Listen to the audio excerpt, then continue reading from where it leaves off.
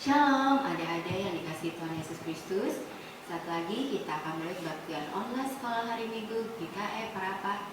Mari kita siapkan hati dan pikiran kita untuk mulai ibadah kita pada pagi hari ini.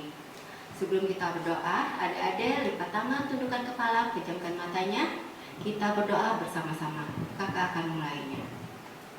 Tuhan Yesus yang bertahta dalam kerajaan surga, terima kasih Tuhan karena Engkau selalu menyertai di dalam kehidupan kami hari lepas hari. Sekarang ini kami akan mulai kebaktian kami Tuhan. Kiranya Engkau menyertai dan memberkati kebaktian kami ini dari awal, pertengahan hingga berakhirnya sehingga berjalan dengan lancar. Dalam nama Tuhan Yesus kami berdoa dan mengucap syukur. Haleluya. Amin. Adik-adik, kakak undang bangkit berdiri ya. Kita akan memuji nama Tuhan dari lagunya Selamat Pagi Bapa. Kita ulang 2 kali.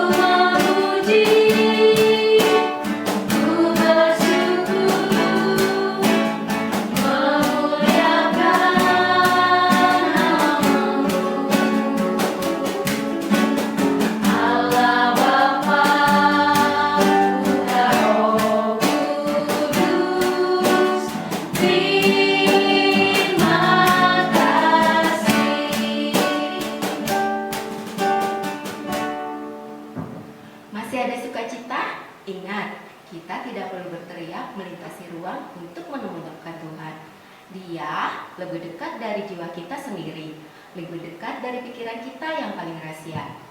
Iman sejati berarti tidak menahan apapun. Itu berarti menempatkan setiap harapan dalam kesetiaan Allah pada janjinya. Kembali kita naikkan pujian kita. Adik-adik bangkit berdiri ya. Kita nyanyi Tuhan Tak Pernah Janji.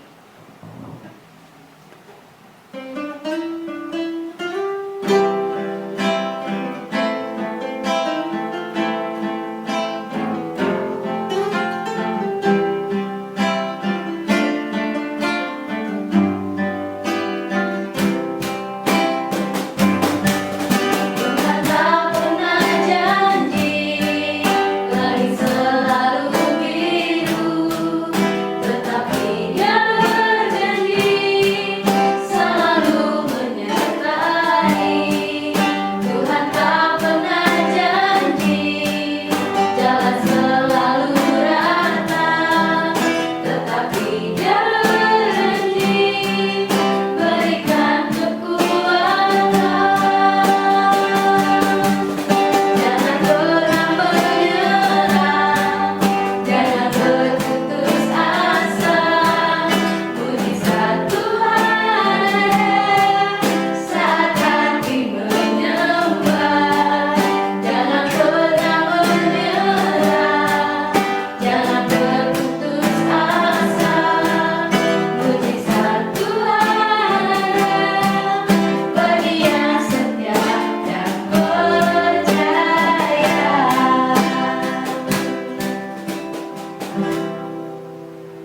adik-adik, dipersilakan untuk duduk kembali.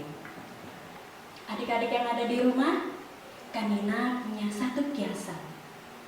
Jika kamu tidak bisa terbang, lalu kamu harus lari. Jika kamu tidak bisa berlari, kamu harus berjalan. Jika kamu tidak bisa berjalan, kamu harus merangkak. Jangan meminta Tuhan untuk memandu langkahmu, langkah kita, jika kamu tidak mau menggerakkan kakimu. Adik-adik, kakak akan mengajak adik-adik di rumah, kita akan nyanyi buat Tuhan Yesus. Yesus jagoan kita.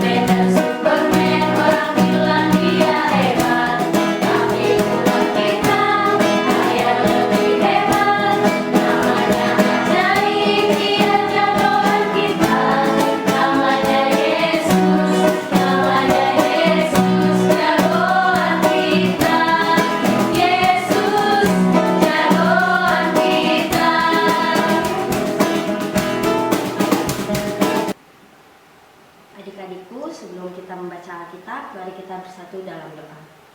Ya Bapa, kami anak-anak-Mu berkumpul bersama untuk mendengarkan kehendak-Mu yang telah Kau nyatakan dalam kitab suci. Dahulu, Engkau mengutus Roh Kudus untuk membimbing para penulis kitab suci untuk menyatakan kehendak-Mu dalam tulisan mereka. Karena itu, kami kini memohon kepadamu, utuslah Roh Kudus untuk membimbing kami, agar kami dapat memahami kehendak-Mu yang tertulis dalam kitab suci dengan perantara Kristus Tuhan kami. Amin. Nas pembacaan Alkitab kita pada pagi hari ini sesuai dengan Almanak Nas Gereja Kalimantan Evangelis terdapat di dalam Kitab Perjanjian Lama, yaitu Keluaran pasal 1 ayat 8 sampai Keluaran pasal 2 ayat 10 dengan dua perikop. Perikop yang pertama, orang Israel ditindas di Mesir, dan yang kedua, Musa lahir dan diselamatkan. Yang demikian bunyinya. Kemudian bangkitlah seorang raja baru memerintah tanah Mesir yang tidak mengenal Yusuf. Berkatalah raja itu kepada rakyatnya, bangsa Israel itu sangat banyak dan lebih besar jumlahnya daripada kita. Marilah kita bertindak dengan bijaksana terhadap mereka, supaya mereka jangan bertambah banyak lagi, dan jika terjadi peperangan, jangan bersekutu nanti dengan musuh kita dan memerangi kita, lalu pergi dari negeri ini. Sebab itu pengawas-pengawas Rodi ditempatkan atas mereka untuk menindas mereka.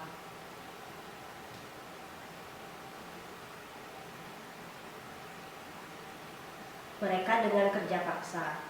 Mereka harus mendirikan bagi Firaun kota-kota perbekalan, yakni Pitom dan Raames. Tetapi makin ditindas, makin bertambah banyak dan berkembang mereka, sehingga orang merasa takut kepada mereka, orang Israel itu. Lalu dengan kejam orang Mesir memaksa orang Israel bekerja dan memahitkan hidup mereka dengan pekerjaan yang berat, yaitu mengerjakan tanah liat dan batu bata, dan berbagai pekerjaan lain di padang, yang segala pekerjaan yang dengan kejam dipaksakan orang Mesir kepada mereka itu. Raja Mesir juga memerintahkan kepada bidan-bidan yang menolong perempuan Ibrani, seorang bernama Sifra dan yang lain bernama Pua. Katanya, apabila kamu menolong perempuan Ibrani pada waktu bersalin, kamu harus memperhatikan waktu anak itu lahir. Jika anak laki-laki, kamu harus membunuhnya. Tetapi jika anak perempuan, bolehlah ia hidup. Tetapi bidan-bidan itu takut akan Allah dan tidak melakukan seperti yang dikatakan Raja Mesir kepada mereka, dan membiarkan bayi-bayi itu hidup. Lalu Raja Mesir memanggil bidan-bidan itu dan bertanya kepada mereka, "Mengapa kamu berbuat demikian, membiarkan bayi-bayi itu hidup?" Jawab bidan-bidan itu kepada Firaun, "Sebab perempuan Ibrani itu tidak sama dengan perempuan Mesir, melainkan mereka kuat sebelum bidan datang. Mereka telah bersalin." Maka Allah berbuat baik kepada bidan-bidan itu. Bertambah banyaklah bangsa itu dan sangat berlipat ganda.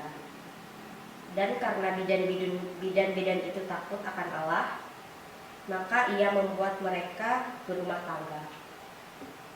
Lalu Firaun memberi perintah kepada seluruh rakyat, "Lemparlah segala anak laki-laki yang lahir bagi orang Ibrani ke dalam sungai Nil, tetapi segala anak perempuan biarkanlah hidup."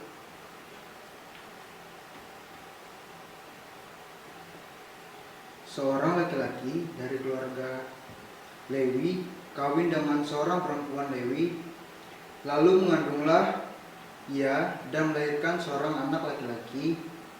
Ketika dilihatnya bahwa anak itu cantik, disembunyikannya 3 bulan lamanya. Tetapi ia tidak dapat menyembunyikannya lebih lama lagi. Sebab itu diambilnya sebuah peti pandan, dipakalnya dengan gala-gala dan ter. Diletakkannya bayi itu di dalamnya dan ditaruhnya peti itu di tengah-tengah teberau di tepi sungai Nil. Kakaknya perempuan berdiri di tempat yang agak jauh untuk melihat apakah yang akan terjadi dengan dia. Maka datanglah putri Firaun untuk mandi di sungai Nil. Sedang dayang-dayangnya berjalan-jalan di tepi sungai Nil. Lalu terlihatlah olehnya peti yang di tengah-tengah teberau itu. Maka disuruhnya hambanya perempuan untuk mengambilnya. Ketika dibukanya, dilihatnya bayi itu, dan tampaklah anak itu menangis, sehingga belas kasihanlah ia kepadanya dan berkata, "Tentulah ini bayi orang Ibrani." Lalu bertanyalah kakak anak itu kepada putri Firaun, "Akan kupanggilkan bagi tuan putri seorang inang penyusu dari perempuan Ibrani untuk menyusukan bayi itu bagi tuan putri." Sahut putri Firaun kepadanya, "Baiklah." Lalu pergilah gadis itu memanggil ibu bayi itu. Maka berkatalah putri Firaun kepada ibu itu, "Bawalah bayi ini dan susukanlah dia bagiku, maka aku akan memberi upah kepadamu." Kemudian perempuan itu mengambil bayi dan menyusuinya.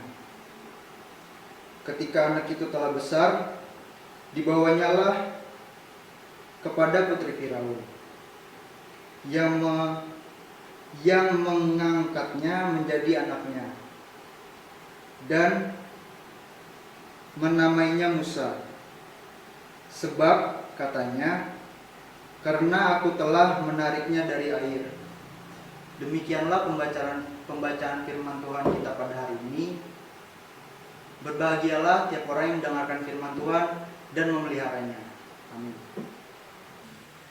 Adik-adikku yang manis yang ada di rumah, sebelum kita bersama-sama menyaksikan cerita firman Tuhan melewati suatu panggung boneka yang akan disajikan oleh rekan-rekan guru-guru sekolah hari Minggu dari Gereja Prapah, kami undang adik-adikku untuk kita bersama-sama berdoa.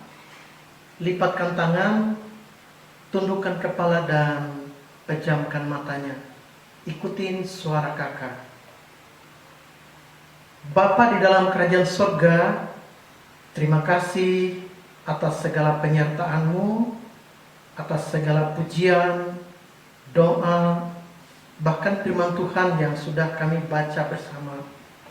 Jikalau sebentar lagi kami ingin bersama-sama menyaksikan panggung boneka melewati suatu cerita suka berbohong.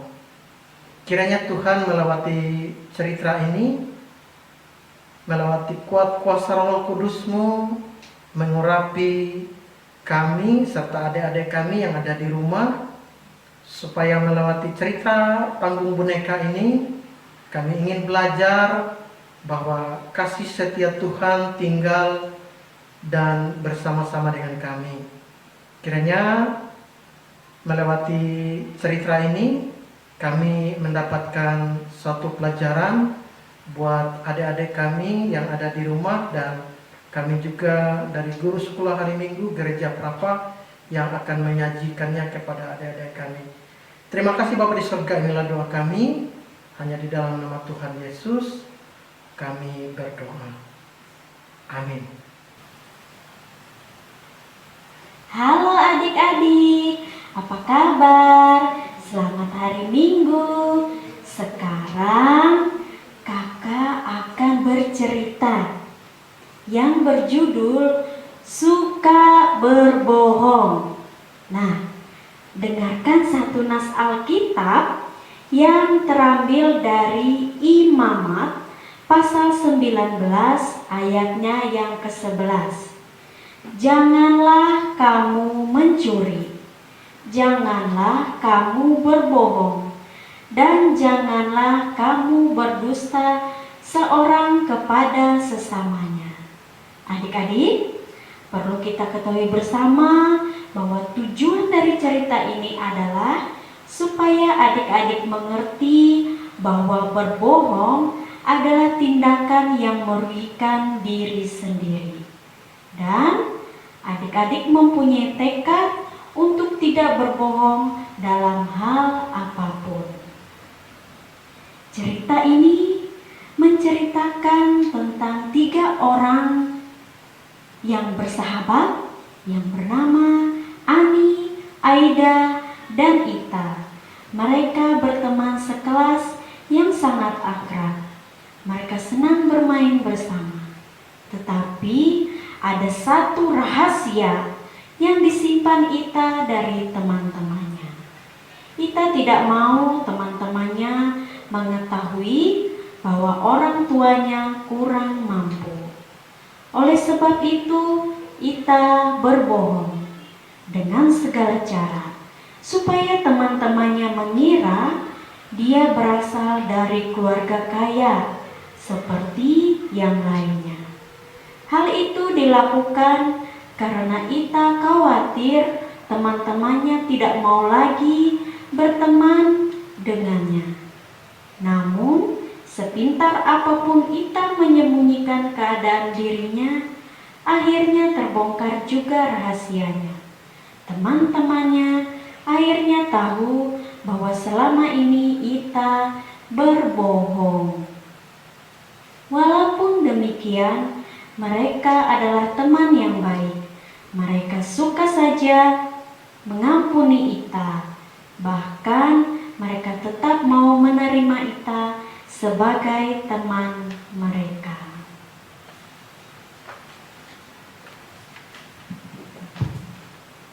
Ani, Aida, dan Ita adalah 3 orang sahabat. Mereka selalu tolong-menolong. Hai Ani. Hai Ani dan Ida, aku datang. Hai Ita, kok kemarin kamu tidak masuk sekolah?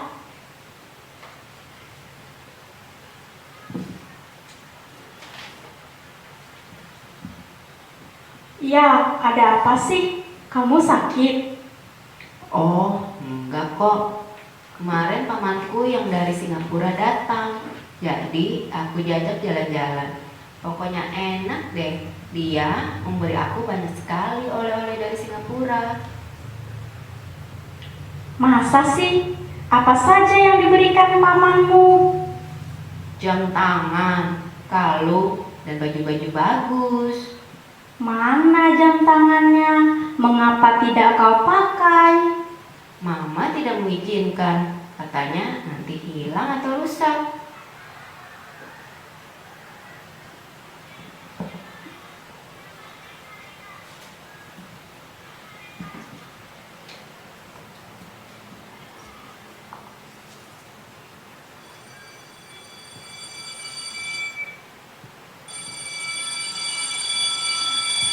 Teman-teman, bel sudah berbunyi. Yuk kita masuk kelas.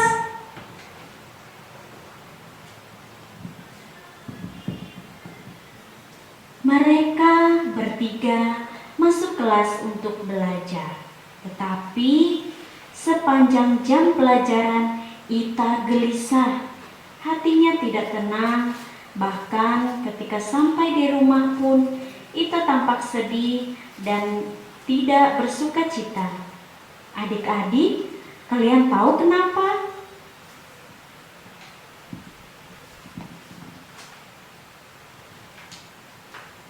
Hari ini aku sudah berbohong lagi.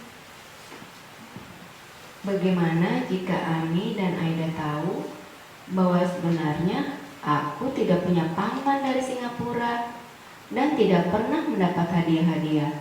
Bagaimanapun juga, mereka tidak boleh tahu kalau aku anak orang miskin. Selama ini Ita sering berbohong kepada teman-temannya bahwa ia adalah anak orang kaya. Tetapi setiap kali berbohong, hatinya tidak damai dan sukacita pun lenyap. Suatu hari, ketika pulang sekolah, 3 orang sahabat itu berjalan bersama. Rumah mereka searah, tetapi rumah Ita yang paling jauh. Ani, Aida, nanti sore kita kerjakan PR matematika bersama yuk. Agak susah nih PR-nya. Ya, boleh juga sih. Kalau begitu, nanti sore giliran di rumah siapa? Di rumahmu saja, Aida. Ih, kok di rumah Aida terus sih? Sekali-kali di rumah kamu dong, Ita. Kita kan gak pernah main ke rumahmu. Ya, selama ini kita sudah sering main ke rumahku dan Ani. Tetapi gak pernah main ke rumahmu. Tetapi rumahku jauh. Tidak apa-apa kok, kami bisa ke sana. Dan kali saja ya, Soalnya mamaku nanti sore ada tamu. Kata mama tidak boleh diganggu. Ya, gagal lagi. Ita, kok kamu selalu menolak sih kalau kami mau ke rumahmu?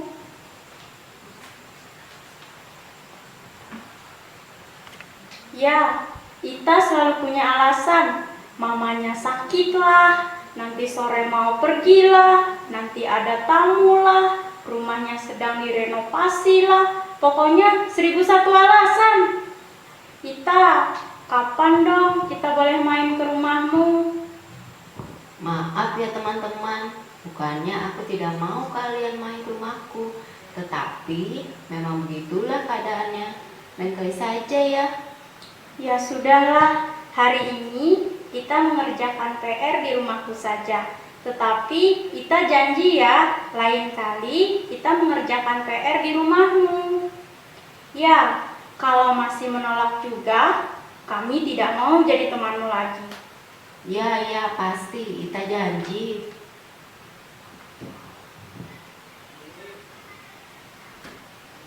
Sore hari setelah pulang sekolah, Ita, Aida, dan Ani bersama-sama mengerjakan PR di rumah Ida.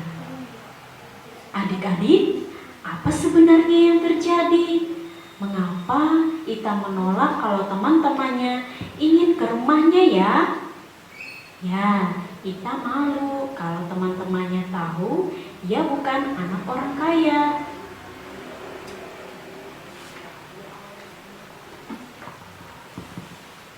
Aduh, bagaimana ya?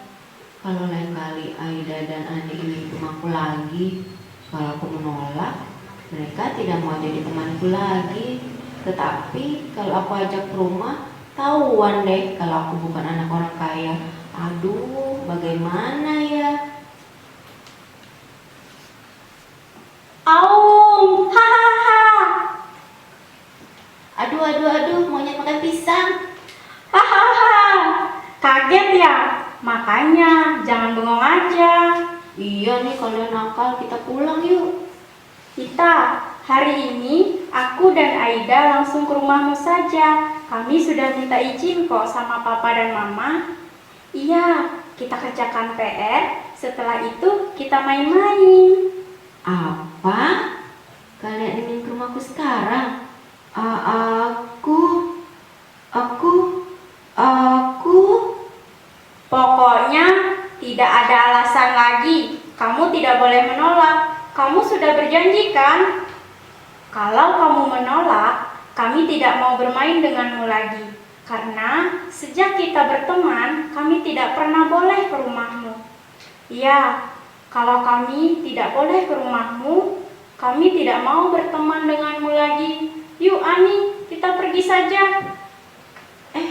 jangan pergi dulu. Kalau kalian tidak mau jadi temanku, nanti aku tidak punya teman lagi dong. Makanya, ajak dong kami main ke rumahmu. Iya deh, yuk.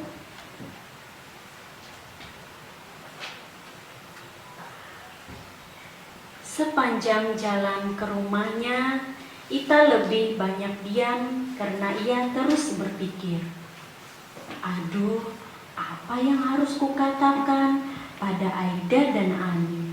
Bagaimana kalau mereka tahu bahwa sebenarnya aku bukan anak orang kaya? Maka sampailah mereka di rumah Ita. Lalu mereka masuk ke rumah.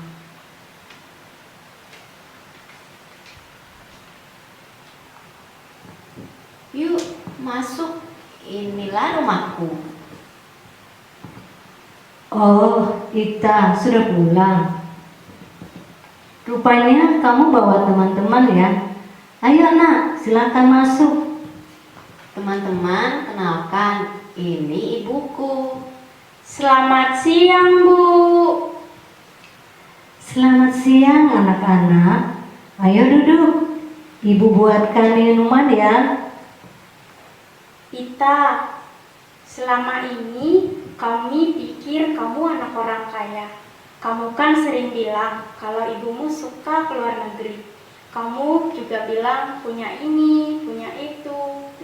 Ya, tetapi kok rumahmu sederhana sekali? Kalau begitu, selama ini kamu bohong ya? Aku, aku, aku tidak. Maafkan aku ya. Aku memang sudah berbohong pada kalian. Ita, kamu adalah teman kami. Tetapi kenapa kamu berbohong pada kami? Kenapa? Aku berbohong karena takut kalian tidak mau menjadi temanku. Jika kalian tahu aku miskin, kalian kan anak orang kaya. Aduh, kok kamu punya pikiran seperti itu? Kami berteman tidak membeda-bedakan kaya atau miskin. Walaupun kamu miskin, kami tetap mau menjadi temanmu. Jadi, kamu tidak perlu malu. Benar kan, Ani? Tidak. Jadi, kami kira kami adalah teman yang jahat. Teman yang hanya mau berteman dengan orang kaya saja. Sekarang, aku tidak mau berteman denganmu lagi. Kamu tukang bohong. Aku mau pulang. Ani, jangan pergi. Walaupun Ita suka berbohong, dia tetap teman kita. Kamu harus memaafkan dia. Memaafkan? Aku tidak mau. Apalagi ia berpikir bahwa kita adalah teman yang jahat. Ani, aku minta maaf. Tolong maafkan aku. Aku benar-benar menyesal. Ya Ani, maafkan Ita. Sekarang dia sudah menyadari kesalahannya. Kita akan tetap berteman seperti sebelumnya. Kita akan bermain dan belajar bersama. Ayolah Ani. Baiklah, kita akan tetap berteman. Tetapi kamu jangan berbohong lagi ya Ita. Terima kasih kalian memaafkan aku. Ita, bukankah guru sekolah minggu kita sering mengatakan, kaya atau miskin itu sama saja. Yang penting kita jujur. Ya, lagian kamu miskin bukan karena kesalahanmu. Jadi kamu tidak perlu malu. Terima kasih teman-teman. Kalian memang teman-teman yang baik. Aku berjanji tidak akan berbohong lagi pada kalian. Benar, janji ya. Iya, aku janji. Karena selama ini kalau aku berbohong, hatiku juga tidak tenang. Aku selalu merasa bersalah. Teman-teman, kalian jangan seperti aku ya, suka berbohong. Berbohong itu tidak enak, hati tidak gembira, dan tidak menyenangkan hati Tuhan.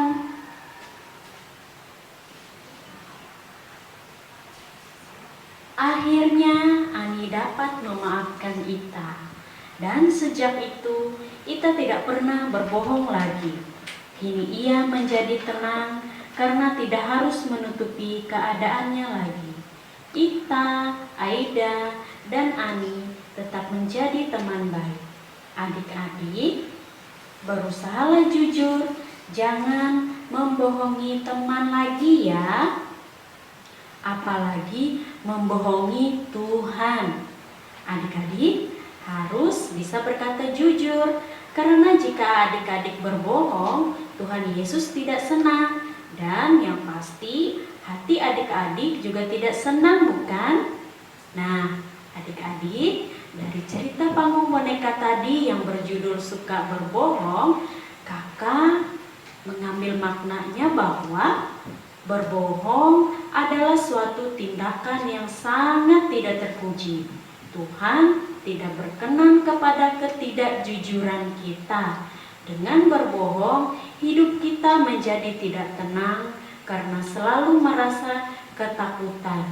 Kalau rahasia akan terbongkar dan berusaha dengan segala cara untuk menutupinya. Sekian cerita kita kali ini. Sampai jumpa. Selamat hari Minggu. Adik-adik yang di rumah, saat ini kita akan memberikan persembahan yang terbaik bagi Tuhan. Sebagai nas pembimbing untuk persembahan syukur kita, terambil dari Mazmur pasal 24 ayat 1. Tuhanlah yang mempunyai bumi serta segala isinya, dan dunia serta yang diam di dalamnya. Adik-adik yang di rumah, sebelum kita mempersembahkan persembahan syukur kita, marilah kita berdoa. Lipat tangan, tundukkan kepala, pejamkan mata, kita berdoa. Tuhan, tolonglah kami untuk memiliki hati yang tulus dan motivasi yang murni dalam memberikan persembahan kepada Tuhan dan dipergunakan di dalam pelayanan gerejamu. Tuhan, kami juga berdoa, biarlah Tuhan juga memberkati usaha dan pekerjaan orang tua kami. Biarlah Tuhan, limpahan berkat-Mu senantiasa mengalir di dalam kehidupan kami. Terima kasih Tuhan Yesus, kami berdoa dan mengucap syukur. Haleluya, amin. Sambil kita menyerahkan persembahan syukur kita, mari kita memuji Tuhan dengan pujian Bapa, aku datang padamu.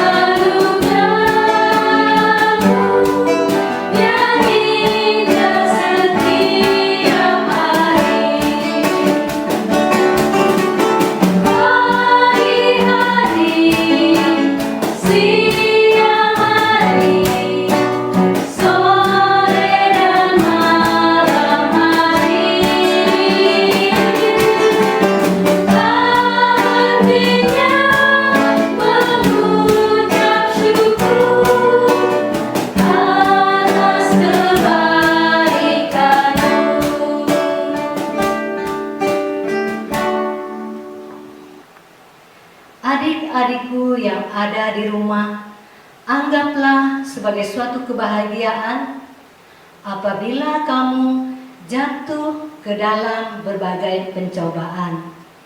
Sebab kamu tahu bahwa ujian terhadap imanmu itu menghasilkan ketekunan, dan ketika kita bergantung kepada Tuhan, kita akan dapat melihat perbuatan Tuhan. Adik-adik, kita angkat pujian kita, Kasih Yesus. Adik-adik berdiri.